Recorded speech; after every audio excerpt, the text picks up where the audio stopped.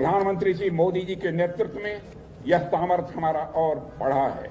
इसलिए अब कोई भी ताकत भारत की संप्रभुता को, भारत की एकता और अखंडता को चुनौती नहीं दे सकती है अथवा चुनौती देने की हिम्मत नहीं कर सकती है। आपने हाल में ही मई के महीने में ऑपरेशन सिंदूर देखा है।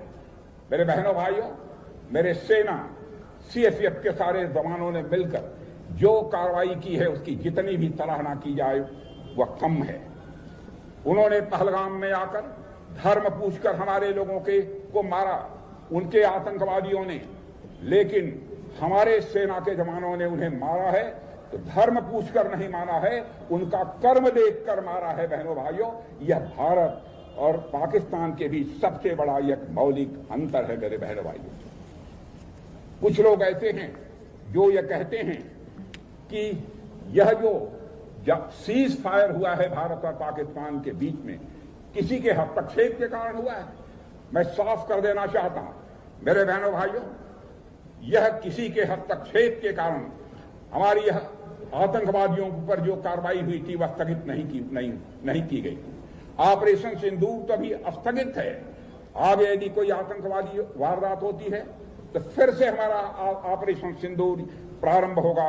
मैं यह विश्वास के साथ मैं सारी देश की जनता को बताना चाहता हूं। जहां तक भारत और पाकिस्तान के बीच के चल रहे इस ऑपरेशन को रोकने के संबंध में कुछ लोग दावा करते हैं कि हमने इसको रोका है।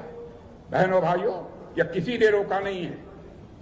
और मैं साफ कर देना चाहता हूं, मोहम्मद इसाक डायर जो कि पाकिस्तान के डिप्टी प्राइम मिनिस्टर हैं और फॉरेन मिनिस्टर हैं, उन्होंने भी साफ कहा है कि India rejected third party role to end conflict. यह बाइलेटरल इशू है, यह थर्ड पार्टी हमारे मामले में कोई हस्तक्षेप नहीं कर सकती। यह हमारे प्रधानमंत्री ने दो टूक शब्दों में इसे साफ कर दिया था।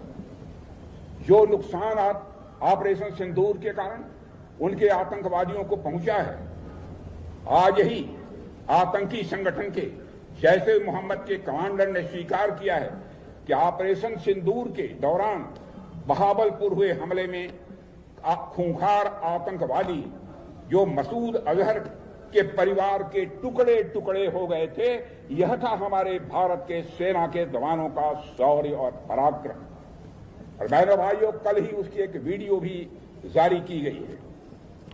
हमारे प्रधानमंत्री मोदी जी के नेतृत्व में यह भारत का सामर्थ्य और भी आगे बढ़ा है। इसलिए कोई भी ताकत भारत की संप्रभुता को चुनौती देने की हिम्मत नहीं कर सकती है।